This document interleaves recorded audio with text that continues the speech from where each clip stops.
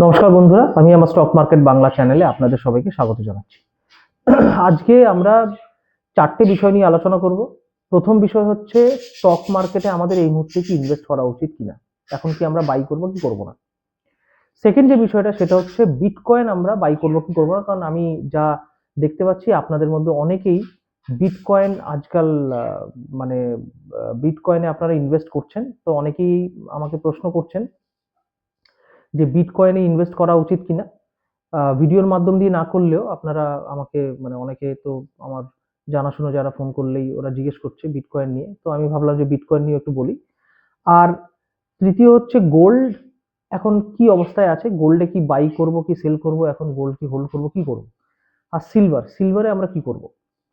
তো স্টার্ট করছি স্টক মার্কেটের আপডেট দিয়ে।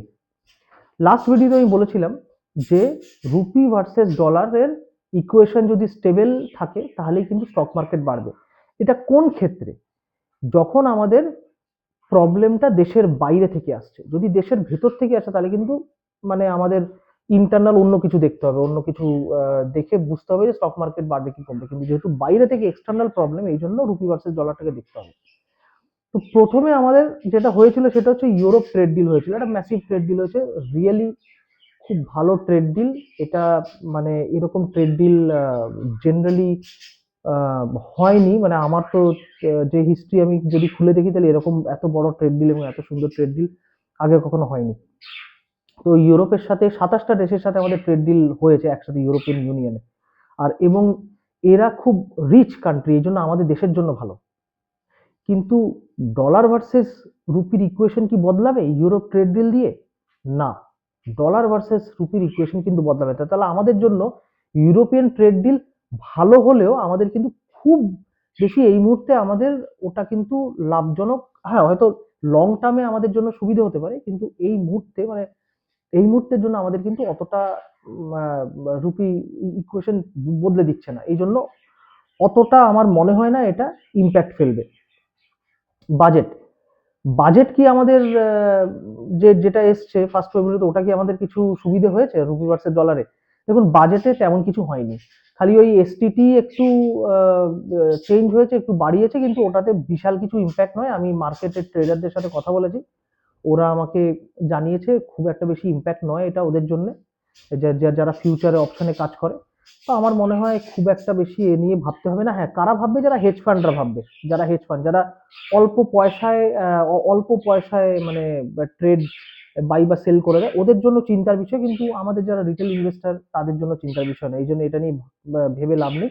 কিন্তু ডলার ভার্সেস রুপির ইকুয়েশন কিন্তু চেঞ্জ হয়নি। কিন্তু হ্যাঁ, যে থার্ড যে কন্ডিশনটা সেটা হচ্ছে আমাদের US trade deal.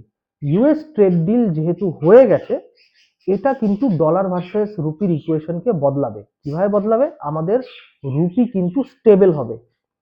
US dollar যত ভারতে আসবে তত কিন্তু রুপি স্টেবল হবে।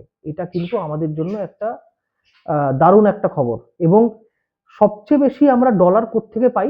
আমরা ইউএস থেকেই কিন্তু, যে ডলার ছাপায় তার থেকেই তো ডলার পাবো। ইউরোপ থেকে আমরা ডলার নিশ্চয়ই পাবো, কিন্তু ইউরোপের সাথে আমরা রুপির ট্রেডও করবো, ওদের সাথে খালি ডলারের ট্রেড করবো না।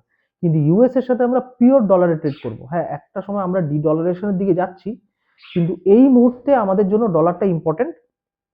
এই জন্য আমরা কিন্তু ডলারের উপরে ডিপেন্ডেন্ট। এই জন্য ডলার যদি ভারতে আসে তাহলে কিন্তু ইনভেস্টমেন্ট বাড়বে এবং আমাদের কিন্তু রুপি স্টেবল হবে। তো এই যে কন্ডিশনটা হলো, এই যে 50% থেকে ডিরেক্ট 18% আমাদের নামিয়ে দিয়েছে ইউএস ট্যারিফ, এটা কিন্তু একটা ট্রিমেন্ডাস খবর।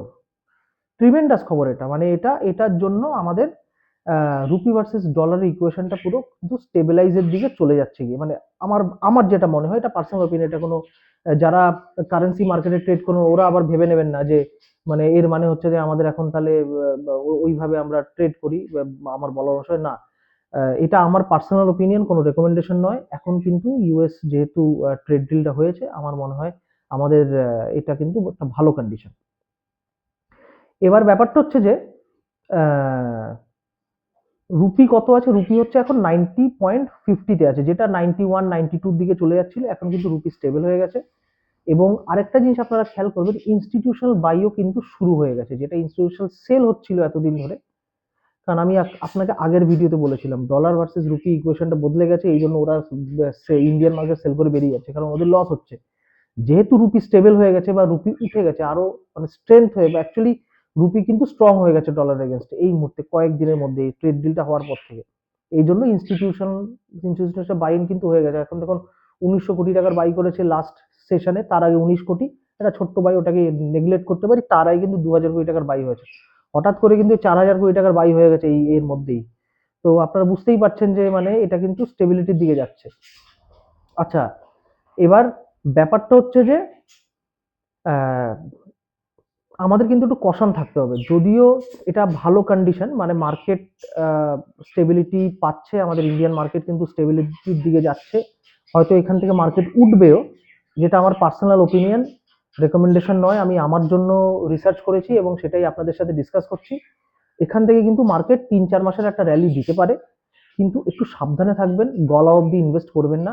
তার কারণ হচ্ছে মার্কেট খুব চপি এই মুহূর্তে, কারণ যে কোনো টাইমে খবর কিন্তু বদলে যেতে পারে, আরো এক্সটার্নাল অনেক প্রবলেম হতে পারে, যার জন্য কিন্তু আবার ডলার রুপি ইকুয়েশনটা বদলে দিতে পারে। যেমন ইরানের একটা প্রবলেম চলছে, এই ইরানে যদি অ্যাটাক হয় তাহলে কিন্তু তেলের প্রবলেম হবে, আর তেলের প্রবলেম হওয়া মানে কিন্তু আবার ডলার রুপি ইকুয়েশনে প্রবলেম হওয়া, কিন্তু ইনডাইরেক্টলি, ওটা ডিরেক্টলি না হলে ইনডাইরেক্টলি হবে। কারণ তেলের দাম বেড়ে যাবে, কি আমাদের ইম্পোর্ট বেশি করতে হবে, আর আমাদের ইম্পোর্ট করতে হলে আমাদের মানে রুপি স্টেবল হলেও আমাদেরকে বেশি টাকা দিতে হবে তেলের জন্য, তো ওটা আমাদের জন্য ডেফিসিট তৈরি করবে, মানে ফিনান্সিয়াল ডেফিসিট তৈরি করে আমাদের দেশের জন্য। তো এটা একটা প্রবলেম, এই জন্য খুব বেশি ইনভেস্টমেন্ট করবেন না, অল্প স্বল্প ইনভেস্টমেন্ট করবেন। খুব বেশি মানে ধরুন আপনার যদি 100% টাকা থাকে, তাহলে তার মধ্যে 10% টাকাই লাগান, বেশিও লাগাতে পারেন, কিন্তু সেটা আপনাদের রিস্কে। আমার মনে হয় আহ, আমি যেটা বলছি 10% সেটাও কিন্তু আমার কোনো রেকমেন্ডেশন নয়, এটা জাস্ট একটা অ্যাডভাইস। অ্যাডভাইসও বলা চলে না, এটা কোনো রেকমেন্ডেশন নয়। আহ, আর দ্বিতীয় কথা হচ্ছে যে ভালো স্টকে আমাদের এই মুহূর্তে ইনভেস্ট করা উচিত, কোনো এমন কোনো স্টকে ইনভেস্ট করা উচিত না যেগুলো আগামীকাল অথবা আগামী দিনে সেটা মানে আপনাকে ডাউনফলের দিকে নিয়ে যেতে পারে। এই জন্য আমার মনে হয় ভালো ভালো স্টকে ইনভেস্ট করা উচিত। আমি স্টক রেকমেন্ডেশন করি না, কারণ আমি সেবি রেজিস্টার্ড নয়, এই জন্য আমি কোনো স্টকের নাম দিতে পারছি না। কিন্তু আপনারা নিশ্চয়ই আমাকে জানান যে আপনারা কি কি স্টক বাই বা সেল করছেন বা আপনারা ভাবছেন। আমি কমেন্টে যদি আহ, যদি মনে হয় যে কিছু স্টক আপনাদের, যেগুলো আমি আহ, মানে যেগুলো নিয়ে আমি রিসার্চ করি বা আমি যেগুলোর আপডেট রাখি, আমি ইয়েস বা নো ওখানে লিখে দিতে পারবো আপনাদের। ঠিক আছে, এবার চলে আসি বিটকয়েনের ওপরে। বিটকয়েন কিন্তু এই মুহূর্তে আমার মতে আহ, যা ফলোয়ার হয়ে গেছে, এবার কিন্তু আমার মনে হয় বিটকয়েন বাড়ার দিকেই থাকবে, কিন্তু কোনো রেকমেন্ডেশন না, আবার বলে দিচ্ছি, এটা আমার পার্সোনাল ওপিনিয়ন। আমার মনে হচ্ছে বিটকয়েন এখান থেকে স্টেবিলিটি দিকে গেছে এবং আমার মনে হয় উপরের দিকে যাওয়ার চান্সেস বেশি। গোল্ড সিলভার, গোল্ড এবং সিলভার দুটোতেই আমার মনে হয় খুব বেশি এই মুহূর্তে আপস এন্ড ডাউনস হবে বলে মনে হয় না। গোল্ড ডাউনে আসতে পারে, আপ বলে তো আমার মনে হচ্ছে না, সিলভারেরও তাই।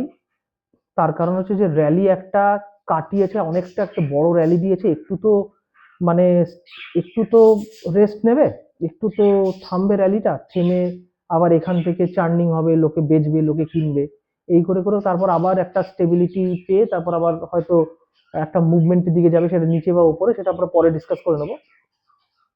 তো এই মুহূর্তে আমার মনে হয় গোল্ড বা সিলভারে খুব বেশি মুভমেন্ট পাওয়ার নেই। তো আপনারা সেই অনুসারে ডিসিশন নিতে পারেন, তবে আমার কোনো রেকমেন্ডেশন এর মধ্যে নেই। তো এটা ছিল আমার একটা ছোট্ট আপডেট মার্কেটের ব্যাপারে।